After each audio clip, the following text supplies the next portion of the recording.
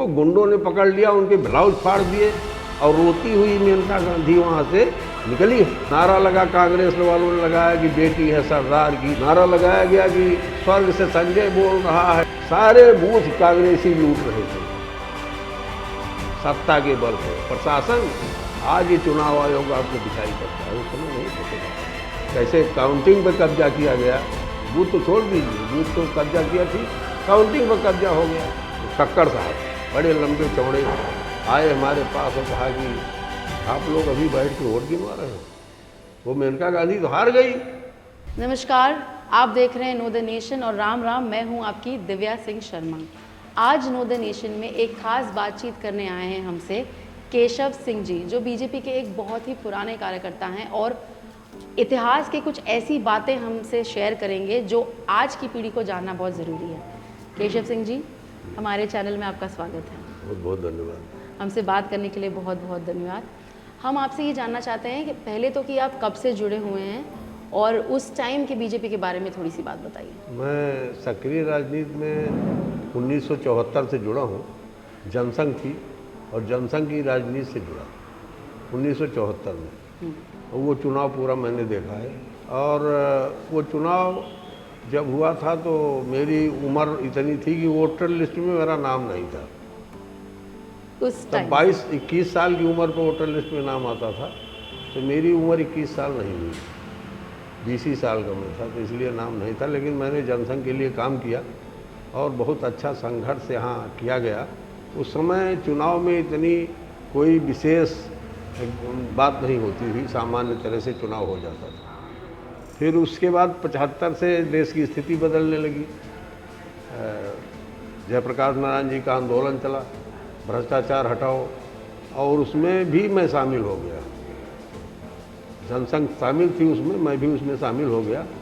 फिर 74 के बाद 75 में इंदिरा जी का जब चुनाव निरस्त कर दिया हाई कोर्ट ने, तो बड़ी जो है देश भर में उथल पुथल थी और कांग्रेस ने एक दूसरा रूप धारण कर लिया था। उस समय पूरी तरह से तानाशाही का रूप धारण करती जा रही थी कांग्रेस। जगमोहन लाल सिन्हा, जस्टिस इलाहाबाद के, उनके मुर्दाबाद के नारे लगाए गए हर जगह, और यहाँ भी हुआ। तो वो जो है बहुत तकलीफ देने वाला समय था कि भाई न्यायालय के खिलाफ मुर्दाबाद का नारा, उनका जस्टिस सिन्हा जी का पुतला फूंकना चौराहों पर, ये सब बहुत अजीब लग रहा था और लगता था कि लोकतंत्र तो इस तरह नहीं चल सकता। ये 12 जून सन 75 को फैसला हाई कोर्ट का और 25 जून 75 को इमरजेंसी लग गई और बहुत जो कुछ हुआ आप जानती हैं। सारे देश से सारे विरोधी दलों के लोग पकड़ के जेलों में बंद कर दिए गए और फिर बहुत जो कुछ चाहा उन्होंने किया।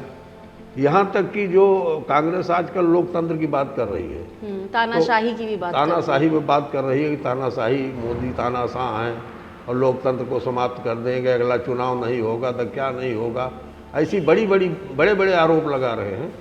तो मैं उनको, जब उसको मैं सुनता हूँ उनकी बात ये, तो हमको बहुत गुस्सा लगती है। हम सोचते हैं लोकतंत्र को अगर किसी ने नुकसान पहुँचाया तो कांग्रेस ने पहुँचाया, उस समय पहुँचाया। और 42 जब संविधान कहते बदल डालेंगे, 42 संशोधन कर डाले इंदिरा गांधी ने। लोकसभा का कार्यकाल 1 साल बढ़ा दिया, 5 साल का कार्यकाल होता है, 6 साल का कर दिया। और ये 71 का चुनाव 75 में होना था, 76 में इमरजेंसी लगी, 77 में जाके चुनाव हुआ। वो भी जो है पूरा दुनिया का दबाव था, लोकतांत्रिक देशों का भी दबाव था और भारत के अंदर आंदोलन बंद नहीं हो रहे थे। लोग जो है, हमारे पूर्व विधायक तेजभान सिंह जी जो हैं, उनको जिम्मेदारी सौंपी गई और उन्होंने इमरजेंसी में इंदिरा गांधी मुर्दाबाद का नारा लगाते हुए अपनी गिरफ्तारी दी। इस तरह से वो आंदोलन चलता रहा। कुछ भूमिगत आंदोलन था, बड़े नेता भूमिगत थे, हम लोग बड़े नेता नहीं थे उस समय। मेरा वही 20-21 साल उम्र थी, तो हम लोग भूमिगत नहीं हुए। लेकिन हमको जो जिम्मेदारी सौंपी गई कि अंदर नीचे रह करके ये सरकार खिलाफ पर्चे बांटना है, तो जनसंघ उस समय भी आंदोलन करती रही। ये बात अलग है कि वो फुल के ऊपर नहीं आंदोलन था, ज़्यादातर कार्यकर्ता अंदर आंदोलन कर रहे हैं, क्योंकि उस वक्त असल में तानाशाही थी, तानाशाही थी, बहुत बड़ी तानाशाही थी। इंदिरा गांधी के खिलाफ, सरकार के खिलाफ कुछ बोल देना वो जेल जाने का बड़ा कारण था। और आरोप क्या क्या लगाए गए। रवीन्द्र सिंह जी जो 76 में यहाँ 77 में जीते थे, सांसद हुए थे, जनसंघ के नेता थे वो, और उन पे आरोप लगा कि जेल में डाला गया कि ये अमेठी रेलवे स्टेशन के पूर्वी केबिन के पास रेलवे लाइन उखाड़ रहे थे। ये इस तरह के आरोप लगाए गए। जॉर्ज फर्नांडीज पे आरोप लगाया गया कि वो बम डायनामाइट रख रहे थे पुल में। इसी तरह सारे नेताओं पे आरोप था और इसको तानाशाही कहते हैं। जब देश में चुनाव कराना पड़ा 77 में, तो चुनाव नेता नहीं लड़ रहे थे। हमको पूरा अनुभव है कि वो चुनाव जनता लड़ रही थी, और जनता हिंदुस्तान की, जिसको कहते थे कि अनपढ़ है, समझ नहीं पाती, इतना समझती थी कि लोकतंत्र क्या है और लोकतंत्र पे हमला कैसे हो रहा है। और 77 में जनता उठ पड़ी चुनाव लड़ने। हम तो उस चुनाव में सक्रिय थे, प्रचार कर रहे थे। जिस तरफ से मैं जनता पार्टी बनी थी उसके निशान तो उसको लेके निकलता था मोटरसाइकिल में झंडी लगा के, तो लोग जगह जगह रोक लेते थे। उनका बड़ा ताजुब होता था कि इमरजेंसी में चुनाव हो रहा है और ये कल का लड़का ये झंडा लगा के घूम रहा है। रोक लेते थे, भैया झंडा लगा और डर नहीं लगता। हमने कहा डर कैसा, जब लड़ना है तो डर कैसा भाई, और आप लोग भी मत डरो। तो कहे डरे हम बिल्कुल नहीं। लोग कहते थे आप लगे रहो, डरे हम बिल्कुल नहीं, चुनाव हराएंगे। संजय गांधी लड़ रहे थे और चुनाव की गणना में मैं भी था। 75,000 वोटों से वो चुनाव हार गए संजय गांधी यहाँ। और लेकिन रेडियो पर नहीं चलने पा रही थी वो खबर। इंदिरा गांधी भी हार चुकी थी और संजय गांधी भी, लेकिन सुबह 6 बजे तक उस खबर को रेडियो में नहीं लाया गया। फिर कैसे आई बाहर ये खबर? फिर जब दूसरे दिन सुबह होते होते रेडियो वालों को भी लगने लगा कि नहीं ये सरकार बदल रही है और दूसरी सरकार आ रही है, तो उसी तरह उनका रुख भी हो गया। हमको याद है संजय गांधी की हारने की खबर जब प्रसारित करने वाले थे, उसके पहले गाना बजा उस पर कि सवेरे वाली गाड़ी से चले जाएंगे। ये गाना बजा के तब वो सुनाया गया समाचार, और इंदिरा गांधी का भी, इनका भी, और सारे देश में जो बड़े कांग्रेसी नेता हार रहे थे उनका भी समाचार आया। देश में खुशी की लहर थी, लोकतंत्र की जीत हुई, लोकतंत्र की जीत हुई और तानाशाही की हार हुई। आज जब वो कहते हैं कि तानाशाह है मोदी, वो 10 साल से पूरी सत्ता में है और पूर्ण बहुमत के साथ है। अगर संविधान उनको बदलना होता तो 10 साल में बदल देते। संविधान में एक संशोधन उन्होंने नहीं किया। केवल जो हमारा शुरू से विजन था कि धारा 370 हम खत्म करेंगे, हमारे घोषणा पत्र में रहता था, वो केवल धारा 370 उन्होंने ख़त्म किया और संविधान में कहीं कोई छेड़छाड़ नहीं की। उन पे ये झूठे आरोप लगा रहे। कांग्रेस से बड़ी झूठी पार्टी। अब ये सब मैं सुनता हूँ तो बहुत गुस्सा लगता है। ऐसा लगता है कि जनता इनको उठा करके ले जाए, कांग्रेस का कहीं अंतिम संस्कार कर दे। सही कह रहे हैं आप, जो आप जी चुके हैं। हमारी जनरेशन तो सुन रही है आपसे, बट आपने जिया है तो आप जानते हैं कि कैसा महसूस हुआ होगा, और गुस्सा आपको आना जायज़ है। और आज के हमारे दर्शकों को यही बताना चाह रही हूँ, जब आप सोशल मीडिया में या ट्विटर में ट्रेंड देख रहे हैं डिक्टेटरशिप का या तानाशाही का, तो प्लीज़ ये इंटरव्यू से समझिए कि क्या होती है तानाशाही, और लोकतंत्र की बचाने और जीत की जो बात कर रहे हैं, इन लोगों ने लोकतंत्र को कैसे बचाया था, और उसको कंपेयर कीजिए आज के टाइम से, आपको खुद जवाब मिल जाएगा कि तानाशाही थी या नहीं थी। अच्छा, एक बात हमें ये बताइए कि उस टाइम पे जब ईवीएम नहीं हुआ करते थे और बैलेट हुआ करता था, बूथ कैप्चरिंग हुआ करती थी, उसके बारे में कोई किस्से हमें बताइए। हमको पूरा वो काल तो बहुत खतरनाक था। इसीलिए लोग आज बैलेट पेपर की मांग करते हैं कि ईवीएम तो नहीं, बैलेट से चुनाव हो। और मैंने देखा था वो समय 77 में तो कुछ नहीं कर पाए वो, इसलिए कि जनता उठ पड़ी थी। वो किसी बूथ पे कैप्चर करने की उनकी हिम्मत नहीं थी, कैप्चर करते तो मार के गिराए जाते। जनता जब खड़ी हो जाती है तो किसी की ताकत नहीं चलती, किसी तानाशाह की। तो जनता खड़ी थी। लेकिन 77 के चुनाव के बाद जब 80 में चुनाव हुआ, 1980 में, और इंदिरा गांधी फिर सत्ता में आ गई, उसके बाद जो तांडव किया है, मैं 84 का चुनाव जानता हूँ। 84 में लोकसभा यहाँ लड़ रहे थे राजीव गांधी, उनके खिलाफ उनकी छोटे भाई की बहू मेनका गांधी चुनाव लड़ रही थी, उनके खिलाफ स्वतंत्र निर्दलीय लड़ रही थी। हम लोग उनका समर्थन कर रहे थे, साइकिल उनका निशान था उस समय। और जिस तरह से नंगा नाच कांग्रेस ने यहाँ किया है, कोई भी अपने घर की बहू बेटी के साथ ऐसा नहीं कर सकता। क्या हुआ था? उनको बेइज्जत किया गया है। जहाँ के रामगढ़ बूथ है, पोलिंग बूथ हो, वोट के दिन जब वहाँ गई तो उनको गुंडों ने पकड़ लिया, उनके ब्लाउज फाड़ दिए और रोती हुई मेनका गांधी वहाँ से निकली है, शराब दे के गई हूँ। ऐसा उनके खुद के परिवारजनों ने खुद उनके के साथ- परिवार के साथ। अगर मैं लड़ता होता तो क्या होता, आप बताइए। जब अपने परिवार पे उनको ये दया नहीं आई, अब बहू है उनके घर की, और उस समय जो नारे लगे, मैं कई नारे तो आपसे बता नहीं सकता सार्वजनिक रूप से। नारा लगा कांग्रेस वालों ने लगाया कि बेटी है सरदार की, देश के गद्दार की, ये नारे यहाँ लगाए गए। सरदार इस देश की वो कौम है जिसने हिंदुस्तान के लिए बहुत लड़ाई लड़ा है। एक तो सनातन धर्म को बचाया उन्होंने, सनातन धर्म के लिए ही लड़े। उनको कहा गया कि बेटी है सरदार की, देश के गद्दार की। देश का गद्दार है वो। ये 1984 के बाद की बात है। 1984 के चुनाव की बात मैं बता रहा हूँ, जो लोकसभा का चुनाव हुआ, जो पूरे देश में कांग्रेस द्वारा माहौल फैलाया गया था सिखों के खिलाफ, सिखों के खिलाफ। ये कांग्रेस का करनी हाँ, थी। कांग्रेस का, उनके बहू थी उनके घर की। ऐसे भद्दे भद्दे नारे लगाए गए कि सार्वजनिक रूप से हम मैं बोल नहीं सकता। गालियां दी गई, तरह तरह की गालियां।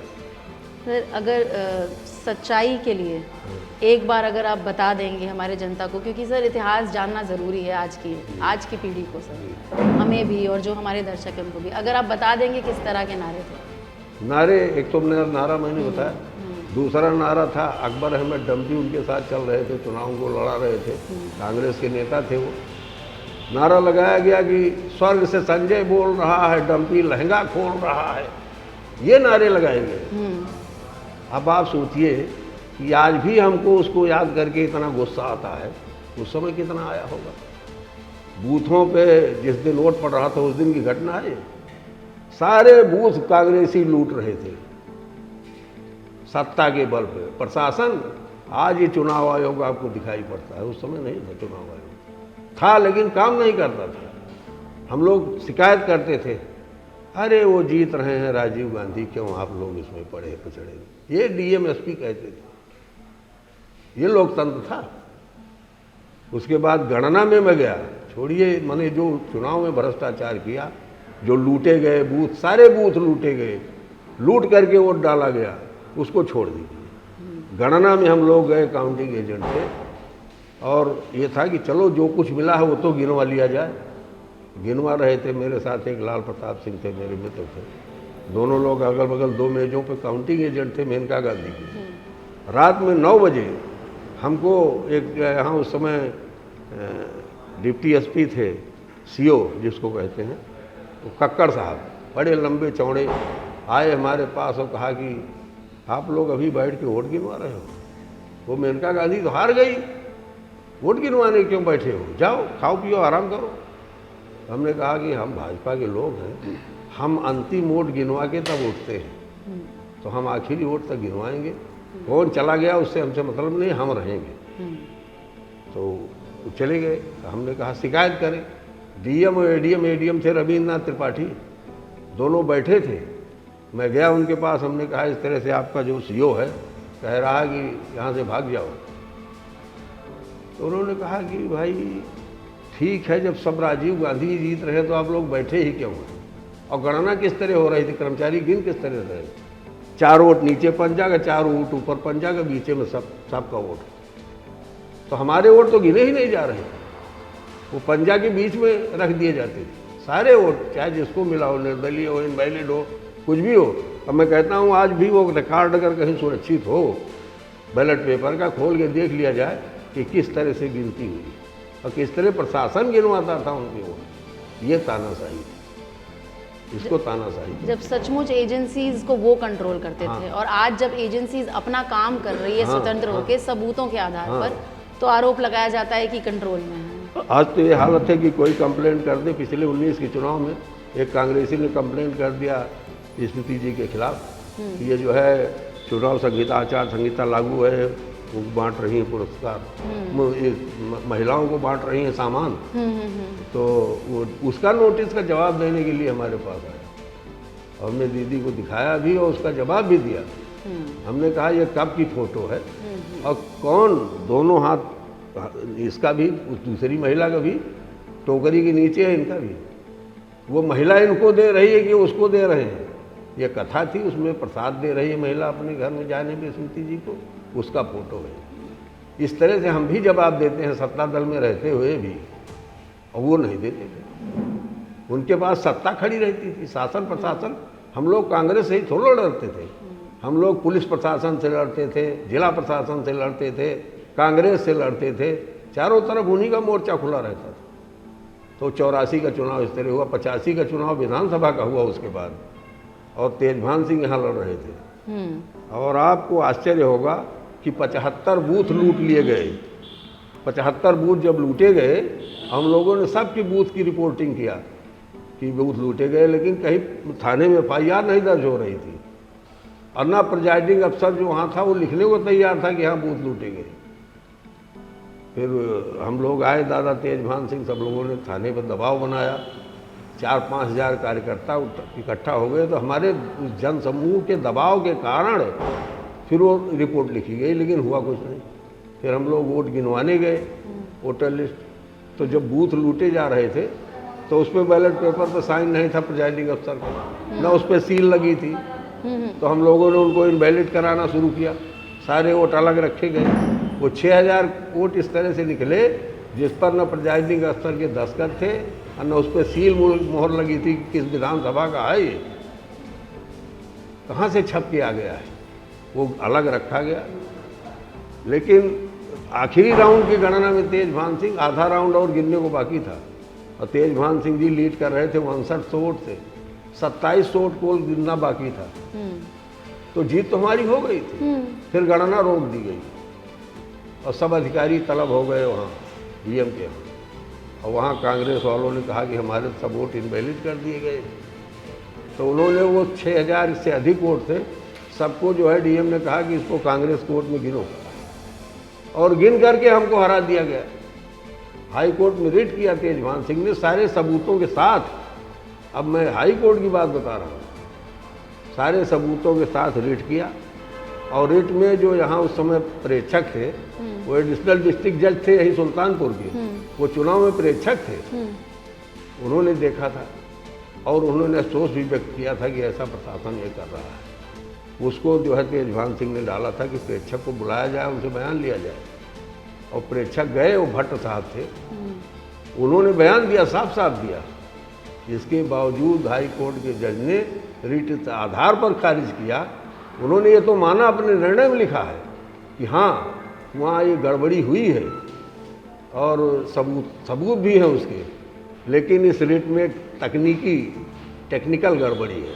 वो ये है कि एक पेज पर अभ्यर्थी के हस्ताक्षर नहीं, रिट पिटीशन की एक पेज पर, 100 पेज की पिटीशन है, एक पेज पे भूल गया है तो कोर्ट उसको सुधरवाती है, भी सुधरवाती है कि भाई उस पर साइन नहीं कर दो, लेकिन नहीं किया उन्होंने। इतना दबाव तो हाई कोर्ट के जजों पर रहता था। इस तरह की तानाशाही आ रही। और जब हम लोगों ने कांग्रेस को साफ किया तो आज साफ चुनाव भी हो रहे हैं, निष्पक्ष हो रहे हैं, वो जीते हैं।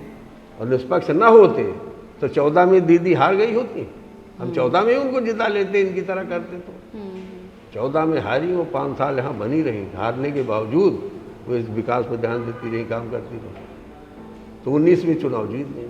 सर, आपने संजय गांधी के बारे में हमें बताया, आपने राजीव गांधी के कार्यकाल के बारे में भी हमें बता ही दिया लगभग। जो 15 साल राहुल गांधी के थे, उसका माहौल ज़रा बताइए। राहुल गांधी चुनाव लड़ने आते थे, लड़के चले जाते थे, और केवल एक बात कि हमारा घर है, हमारा परिवार है ये अमेठी। तो परिवार तो यहाँ मेरी ज़मीन है, अमेठी मेरी ज़मीन है, ये कहते थे। लेकिन अमेठी में ज़मीन उनकी इसी तरह से है कि सम्राट साइकिल एक थी, वो राजीव गांधी ने लगाया था, उन्हीं के कार्यकाल में वो बंद हो गई। और वो किस तरह से, वो सम्राट साइकिल उन्होंने ज़मीनें किससे ली थी? ज़मीन किसानों की थी, उनको नौकरी का दिया गया था कि इसमें एक आदमी घर का नौकरी भी करेगा, मुआवजा भी मिलेगा, थोड़ा बहुत। तब तो मुआवजा बहुत नामिनल मिलता था, नामिनल मुआवजा मिला, घर के लोगों को नौकरी करने के लिए दिया गया। 4-6 महीने वो चली भी ना फैक्ट्री, लेकिन 6 महीने में वो बंद हो गई। राजीव गांधी प्रधानमंत्री थे तभी बंद हो गई, क्योंकि वो जो है एक फर्जी फैक्ट्री लगी थी, उसकी मेन फैक्ट्री पंजाब में लग रही थी। ऋण उसने यहाँ लिया और सारी मशीनरी वहाँ लगाया, यहाँ जो है पुरानी मशीनरी ला के खड़ी करके पूरा ऋण ले लिया, महीने 2 महीने किसानों को तनख्वाह दिया, उसके बाद बंदी कर दी मिल को और चला गया। कर्ज उसके ऊपर 200 करोड़ का बकाया रह गया। फिर उस जमीन को नीलाम किया, बैंक ने नीलाम किया।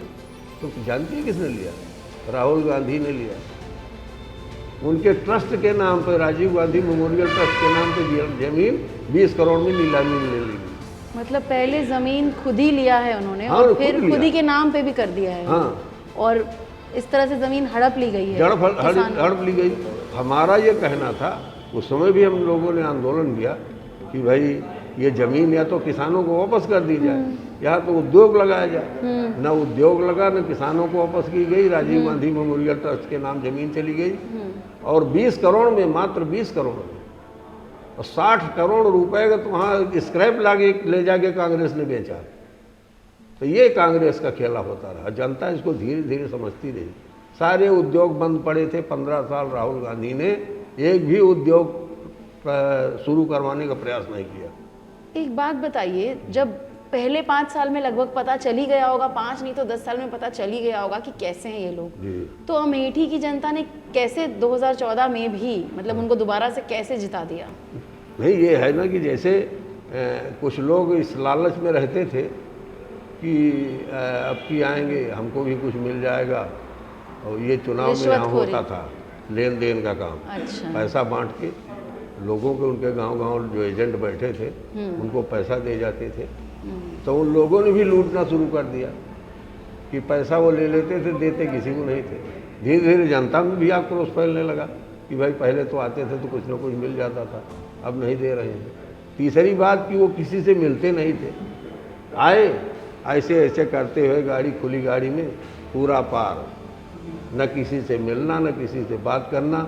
कभी किसानों को बैठा के, यहाँ के नौजवानों को बैठा के उन्होंने उसकी समस्याओं पर बात नहीं किया, और जब कोई देने भी गया तो उसको डांट के भगा दिया, हड़प चलो। जब मैंने बहुत देखा है, भाजपा ही हो गया। अब जनता है, अगर वो समस्या लेके गई तो भाजपा ही है, ये उनकी थ्योरी थी। तो जनता ने भी सोचा चलो भाजपा ही को ही बना देते हैं। जब हम पे भाजपा ही होने का आरोप है तो हार गए। तो क्या बताऊं मैं, ऐसा पागल राजनीतिक मैंने अभी देखा नहीं है। 70 साल मेरी उम्र है, ऐसा आदमी की आधी भाषा। अभी रायबरेली में आए थे, न्याय यात्रा, कौन यात्रा थी उनकी, पहले भारत जोड़ो न्याय यात्रा थी शायद, उसमें आए रायबरेली। उसमें ये था, उसमें घोषणा की गई थी कि अखिलेश यादव आएंगे, रायबरेली की जनसभा में शामिल होंगे और प्रियंका गांधी आएंगे। लेकिन दोनों नहीं आए।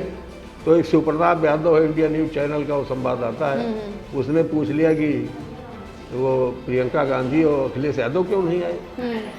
हमारो साले को, किस जाति के हो, तुम्हारी जात क्या है, तुम्हारे मालिक की क्या जाति है? ये सवाल पूछे पब्लिक ने उसको, कांग्रेसियों ने उसको मारा। ये लोकतंत्र के सेनानी हैं। और ये अभी की बात, अभी की बात है। इसी जो ये न्याय यात्रा निकाल रहे दूर समय की, और इंडिया न्यूज पर लगातार 6 दिन वो चलता रहा, क्योंकि संवाददाता उनका था। और दूसरे चैनलों ने उसको थोड़ा 1-2 लाइन में चलाया सबने, लेकिन फिर 1-2 लाइन चला के। अच्छा, ये चैनलों पे आरोप लगाया जाता है, इन लोग ने गोदी मीडिया एक शब्द गढ़ा है, लेकिन ऐसा तो लगता नहीं है। सारे चैनल्स तो राहुल जी को कवर कर रहे हैं, और ऐसा तो नहीं है कि हमें देखने में नहीं लगता है। आपको क्या तो चैनल क्या दिखाएंगे? जो बोलेंगे वही तो दिखाएंगे। और जो बोल रहे हैं उसको हिंदुस्तान की जनता समझती है कि क्या पक रहा है बेवकूफ़ आदमी, तो उसको तो दिखाएंगे। अब उनके भाषण को एडिट करके चैनल वाले बैठे, उनका बढ़िया चेहरा बना दें, उनको बढ़िया बोलता हुआ दिखा दें, तो ये तो चैनल नहीं कर सकता ना। ये उनको खुद को करना पड़ेगा, अपनी भाषा सुधारनी पड़ेगी, अपनी बात, मुद्दे लाने पड़ेंगे। लोकतंत्र उसका मुद्दा रह गया। मैं जो बातें आपको बता रहा हूँ उसमें कहीं मुद्दा है? वो लोकतंत्र अब से ज़्यादा सुरक्षित कांग्रेस के शासनकाल में कभी था ही नहीं। अब लोकतंत्र सुरक्षित है, संविधान सुरक्षित है, देश के लोग सुरक्षित हैं, देश सुरक्षित है, जनता सुरक्षित है, किसान सुरक्षित है, मजदूर सुरक्षित है, युवा सुरक्षित है, महिला सुरक्षित है। इससे बड़ी सुरक्षा और क्या होगी? सर, एक आपसे सवाल पूछना है। अमेठी की जनता, जिनको आदत थी कि पैसे लेने की आदत थी, करप्शन थोड़ा था, और फिर उस हिसाब से वोट देते थे, लास्ट 5 साल में जब से स्मृति जी जीती हैं यहाँ पे, अमेठी की जनता में बदलाव आया है, सोच में बदलाव आया है? बहुत बदलाव आया है, बहुत बदलाव आया है। वो विकास आंखों से दिखने लगा है।